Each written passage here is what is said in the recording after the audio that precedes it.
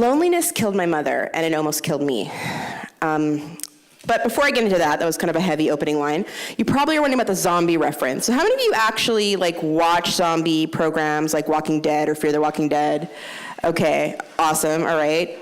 Was that a hand, or was that sort of like a yeah? It was like, yeah, I watch something, I love zombies. Okay, yeah. So I have been watching horror movies since I was a small child. I think the first time I watched the original Night of the Living Dead was when I was 5. And so I'm somebody who's just really concerned about preparing for the inevitable zombie apocalypse, when civilization falls and we all have to fend for ourselves. And, I often, strategize about what skills I need to learn, I need to learn how to hotwire a car because, there's going to be cars abandoned everywhere and there's not going to be any keys and I have to be able to, hotwire a car so I can drive and escape. Or I have to learn how to garden because, we need to know how to grow fruit and vegetables in the future. But yeah, that's what I spend a lot of my free time doing, when I'm riding on the bus or something. I watch The Walking Dead. Anyone here watch The Walking Dead? All right, good. Okay, so I watch that show even though it annoys me all the time. Characters in it just constantly are making really stupid decisions. But I keep watching the show, and I think it's because again and again, members of the group, risk their lives to save people who are not members of their family or not people they're in love with. And I think I like that because that's a fantasy world I want to live in. Because after my mother committed suicide, I was left with no family, and definitely, I wasn't married, I wasn't in a relationship, so I was completely alone. And after she died, I basically fell into a really serious depression. And that was something I was used to because I've lived with depression my whole life. I was diagnosed at age 15. I also was suffering from grief because, of course, I missed my mother, and a lot of guilt because I felt that I should have been able to prevent her death. But I also had this other feeling that I was dealing with. It was like I was afraid all the time. I had a sense that I was in danger, and that the danger was immediate. So I felt your house is surrounded by zombies and they've already broken down the door and they're coming up the stairs and it's just a few seconds before they burst into your room and tear you apart. That's how I was feeling all the time. And I didn't really know where that was coming from. I'd find myself, eating a shawarma in my house and then stopping and thinking wait a minute, what if I choke on this shawarma? It's totally possible to choke on shawarma. I've done it. So what if I choke on the shawarma and, there's no one around to give me the Heimlich maneuver. There's no one around to call 911. If I died, who would notice? Yeah, I have friends, but, they're busy with their lives. I don't see them on a regular basis. It would take a few days for them to notice. I'm a consultant, so I actually mostly work from home. So it only, my coworkers would only notice I'm gone if I miss a deadline. No one would have noticed. It would only have been my mother who would have noticed because I lived with her and she was constantly wondering where I was and looking out for me, but she was gone. So soon I realized what I was feeling was loneliness. And that, was a good realization because I had a name to put on this feeling of fear and pain, but what was I supposed to do with loneliness? Now, what's interesting is that people who research loneliness actually think loneliness is a good thing. It's like hunger or thirst, right? As human beings, we need to drink, we need to eat. But we're also social animals. Basically, let's face it, we're pretty useless, right? We can't keep ourselves cold. We can't keep ourselves warm in winter or cold in summer. We can't defend ourselves from, predators in any way. Our skill is really that we're social animals and we connect and we can, cooperate and we can build things and we can protect each other. So we have to stay connected. And so people believe that we've developed the feeling of loneliness. So that reminds us to reconnect with people, to put up with super annoying people, to stay part of a society. So short-term loneliness is actually a good thing because it keeps society going. But what these researchers have also found, particularly neuroscientists, have discovered that loneliness, if it's long-term, if it's chronic, is actually more detrimental to our health than smoking, and definitely far more serious than obesity. Why? Well, think about it. Again, we go back to the past, if you were just alone in a forest or in a jungle, or again, post-zombie apocalypse Ottawa, the city's overrun with zombies. what would you do if you were by yourself, right? You would be so stressed out because you are in constant danger. So your cortisol levels would go up, right? Because you have to potentially fend off predators. You couldn't sleep for deeply because something might try to come and eat you. Well, guess what? That's what actually happens when you're dealing with chronic loneliness. The people have been found to have high levels of cortisol and often are not sleeping very deeply. So it's like your brain goes into alert mode because it's like you have to defend yourself because you're alone. Problem with this is that if this happens over a long period of time, it will actually destroy your whole system. It totally weakens your immune system. It starts breaking down tissues in your body. It affects your cardiovascular system. It'll definitely lead to things like clinical depression, but it even affects your memory. And studies have shown it makes you more likely to develop dementia. It basically prematurely ages you and could kill you. So these researchers believe that governments should recognize loneliness as a public health issue. Not as a social flaw that people have to individually deal with themselves, but as something actually as a society we have to do something about. But, I mean, where would we even start? So when I started trying to think about where the origins of, how my life, came into a situation where I was lonely, I went back to thinking of my childhood. Now, I guess you could say I had a lonely childhood. It was just myself and my mother. My father was deported when I was a baby, so I didn't grow up with him. And pretty much, my mother came from a family that was very abusive. So she had already had a lonely childhood because she experienced abuse. And again, loneliness is not only social isolation, it's social rejection. So if you grow up in a house where you're being abused, and my mother was both physically, mentally, and sexually abused in her family, you feel rejected. So she was starting from there. And then, of course, she raised me. Now, she gave me all the love and support. Like, I was her only child, and I was her best friend, and it was great. I was the center of her world. But she didn't really have the experience of developing social networks herself. So I didn't really learn a lot of those skills from her. Then I went to school. And again, this was Ottawa in the 80s. And I was the only black kid in my school. My mom's white. She had no idea what to do with my hair. I stood out a lot, and I didn't really fit in. And also, I'll admit, I was a bit weird. Like, again, I'm watching, Night of the Living Dead at age 5. Like, I can't really relate to my peers. So definitely I experienced, not having friends and issues of bullying, and I hated school. I often would pretend to be sick so I didn't have to go to school, so I could just spend time with my mom watching movies, which she totally let me do, because she liked spending time with me. And we were each other's friends. But eventually, as I got older, I really felt responsible for my mother. And I was like, you know what, I'm gonna have to go to high school and get a job so I can take care of my mom. So I decided to really apply myself when I reached high school, and I became a big overachiever. A lot of you remind me of myself when I was in high school. I was organizing events, doing a lot of things. I eventually ended up making friends. And I was doing all of it because I thought I could take care of my mom. Problem was, as my world was getting bigger, as I was expanding my horizons, my mother's world was getting smaller because she didn't leave the house. She didn't make any new friends. And she felt lonelier because she thought eventually I would move away. So over the years, I watched my mother deteriorate.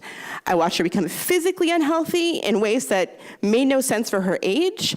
I watched her mental health become more and more overwhelming, that she started attempting suicide until eventually she was successful. And I definitely wish that we had government programs that could name loneliness as an issue and figure out what to do about it. But we currently don't. But my hope is that the more we can talk about loneliness and make it less of a stigmatized issue, someday we can. But now to me. So the funny thing about after, I started feeling lonely was that, as I said, I had developed this social network. I did have friends. I had a job. And yet, I found myself feeling the way I had felt when I was a scared kid during recess, and worried about, people coming to bully me. And yet I thought I had achieved all the social development. I found myself being afraid of the phone. Like, my friends would try to call me because they're like, okay, we want to be there for Shelby, but I wouldn't answer the phone, and people would invite me out and I wouldn't want to go. I found myself getting terrified at the prospect of going to people's birthday parties or weddings. And the funny thing about this is, and again, this is why I love the fact that I've discovered the whole science of loneliness, that makes absolute sense. This is actually a common experience for people who are dealing with chronic loneliness. And it makes sense even from a biological perspective. Again, if you think about us, in the past, if we were left on our own, thousands of years ago, if you're by yourself and you're not with your tribe, you're not with your people, you're in danger because other human beings aren't necessarily going to be your friends. Again, we see this in zombie apocalypse movies all the time, right?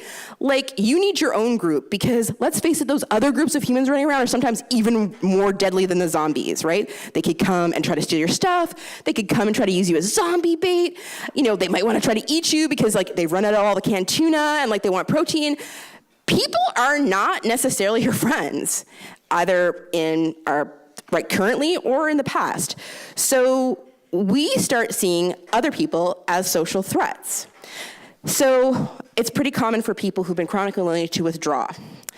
And maybe, you'll see that in people. It seems that people become more withdrawn, and it might not be that they're actually a shy person. It's just they've been chronically lonely and they're kind of more threatened by other people. So you might be asking, though, wait a minute, Shelby, if you're really socially afraid of people, why are you giving a TEDx talk to a group of people who, let's face it, definitely for my age, I think are the most socially dangerous group of people. 13 to 18-year-olds, you have to understand, the stories we hear about you is all you guys are doing online is just cyberbullying each other all the time. So right now, one of you could be periscoping me and it's yeah, my mom made me go to this TED Talk thing and there's this woman talking and she has no friends, but I think she has no friends because she keeps talking about zombies. That could be happening right now, and I'm not worried at all. I have no problem with that. I'm fine, you're entitled to your opinion. Actually, it'd be kind of cool if somebody was, right now tweeting about me. I don't have a problem with that. And again, the problem is we have myths about loneliness that we think are true. So we often think that people who are lonely have some sort of social anxiety problem or have poor social skills. That might be true for some people, but it's not true for everyone. And again, people have studied this. So people had the theory that people who are lonely, have poor social skills. They did an experiment and where they put chronically lonely people and unlonely people together, and they sort of just left them together in a group and tried to see who could make casual conversation and connect. And yeah, the lonely people were not very good at that. But when they gave the lonely people a role, a task to lead the group in, not only were they showed they had as good social skills as the unlonely people, sometimes it actually showed that they had better social skills than the unlonely people. And so the theory is now that lonely people are actually even more attuned to other human beings because we want to connect and also because we're super scared of you. So I know myself, I'm actually highly aware of people. I'm aware of people's eyes. I'm aware of people, how people say something, and I'm always interpreting it. So it makes me a really good listener. It makes me really good at interviewing people. It makes me really good at facilitating talks or public speaking, but it also means I'm often really, really awkward in just pure social situations where I don't have a role. So that explains that. So what can we do about loneliness? Well, personally, I have to solve my own problem first. So I started looking at the research of loneliness because, of course, when I realized I was dealing with loneliness and it was clearly a really serious issue, I Googled it, and that's how I found out about a lot of this research. And what I discovered was that first we have to think about what's the opposite of loneliness. And we often don't have a word for that. What is the word for not lonely other than unlonely or not lonely? But really, that word is connected. The opposite of loneliness is when we feel we're connected, we feel we belong, and we feel that we fit in. And when you realize that that's the issue, a lot of us probably at some point are dealing with issues of loneliness. Maybe not in every situation of our lives, but in some of them. The truth is, you could probably feel lonely even if you had a really close-knit family, if there was a secret that you were hiding from them, right? There's something about you that you didn't think they'd accept or understand. You could end up feeling really lonely in that space. So any of us could become chronically lonely, right? I mean, imagine if some of you, like, how many of you, like, changed a school? Like, you had amazing friends at one school, and then as soon as you moved to another school, whole other world, right? People are putting their hands up. Yeah, it can happen to any of us. So yeah, I had a particularly interesting childhood that kind of set me up to probably have a lonely adulthood, but any of us could end up in a situation. Think about, like, for some of your parents, going from their home country to here, dealing with the language, dealing with people making fun of your accent, issues of racism or issues of discrimination because of your religion. All these things can happen no matter what your upbringing was. And they cause loneliness. So again, it's something that can affect all of us, and that's why we have to take it seriously. But again, when you think about loneliness as connection, the opposite of loneliness is connection, how do we resolve it? Well, first we need to know what kind of relationships we need to stop feeling lonely. Some people think, well, everyone just needs to be nice to each other. Like, if everyone was just nice to each other, the world would be a better place. And it's true. It is true that we need to be more nice to each other. That's great. But that's not going to resolve chronic loneliness. We actually need our really close relationships, confidants they often call them, or what we call a best friend, right? Like, we all have friends, but then there's like your best friends. And what's interesting is that neuroscientists who are studying the nature of friendship are finding that there's a special thing about a really good friendship that makes us feel safe. Like, they've actually studied friendship. Like, again, I don't know what they're doing to students in university. Like, I mean, sometimes you're part of like some sort of psychological scientific research and they just sort of torture you to like learn about the human mind. But one study they did actually was they made people have to do like highly stressful math problems, and they compared the people who were doing highly stressful math problems beside their best friend versus like people who were doing it alone. And their best friend was like helping them. They just were beside them, and in some cases just touching them. And what they found was the stress levels of the people who were with their best friend were so much lower. So even things like friendship can help alleviate loneliness. But the special thing about those relationships are that they are mutual. They're an exchange. They're not one-sided. It's not just one person being nice to you. It's you being kind to them. It goes back and forth. It's reciprocal. It's what neuroscientist Dr. John Cacioppo calls mutually aided protection. And again, it goes back to the idea of us being part of a group, either post-zombie apocalypse or thousands years ago when we were by ourselves. The group needs to need you, right? And you need the group. You have to feel part of something in that you belong. And people estimate that we need probably about 3 or 4 of those relationships. You can't have just one. Even people who are married with the love of their life are experiencing issues of chronic loneliness because one isn't really enough. You need a few people to feel that kind of bond with. So as soon as you develop that, then yes, other community bonds are important. But how do you get there if you're starting from zero? Well, in my case, I wasn't starting from zero. I actually did have a lot of really good friends. I just didn't make it it part of my life to be always in touch with them. So a system that's been developed by neuroscientist Dr. John Cacioppo, who actually was asked by the American government to work with veterans because it's considered a group in our society that often experiences high levels of loneliness, so people who've come back from war. He developed a system called EASE. So the E in EASE stands for extend yourself. So it means that you have to stop the cycle of withdrawing. You have to accept invitations. You have to pick up the phone. And again, if you don't have people who are your friends or in your orbit, you have to create opportunities like go volunteer or take a class and be open to interacting with people. The A in E stands for action plan. You actually have to schedule your social engagements. So I started doing that. I was like, I have friends, I just don't really interact with them all the time. So I now commit to spending time with 3 of my friends a week, one-on-one. Again, I avoid birthday parties and those sort of things, but one-on-one I can do. The S stands for selection. So again, the reality is you can't be friends with everyone, okay? And let's face it, you don't want to be friends with everyone. And sometimes even loneliness comes because you have friends, but they're really not your friends. They're your frenemies, right? So selection's important. Avoid people who you don't think you're gonna connect to. Avoid people that you don't have common interests with. Avoid people that just are not the best fit for you. So you choose who you socialize with. And then the E, the last E, is for expect the best. And again, if you've experienced a lot of social rejection, you're often gonna think the worst of people, or you're gonna expect for them to always reject you. The idea is you need to expect the best. You need to expect that people will accept you. And yes, some people will make fun of you, and some people will tweet about you or create some sort of awful meme about you, yes. But some people will actually genuinely wanna get to know you and wanna become your friend. And what has happened in using that system? Well, the last 4 months I've been using that system, and that feeling of fear has totally dissipated. I've definitely not cured my loneliness, but I am not constantly feeling like, zombies are gonna come through my bedroom door any moment. So definitely I would say it is a system that is working for me. Now, if you're somebody who's not lonely, but you're interested in maybe helping out somebody who's lonely, I think that's great. The first thing you need to do is figure out what your relationship is to them. If they're a member of your family, if they're a friend, that's great. So the key thing to know is that they might turn down your extended hand often. Again, a lot of people who really cared about me constantly were trying to get in touch with me, and I rejected them. And so sometimes people stop reaching out. The key is for you to know that what's happening is they're withdrawing, so keep trying to connect with them, and try to connect with them on their own terms. Don't invite them to a big party. Just meet with them one-on-one to start. Now, if this person's a stranger, like say it's somebody in your high school, again, check your intentions. Make sure you're doing it for the right reason.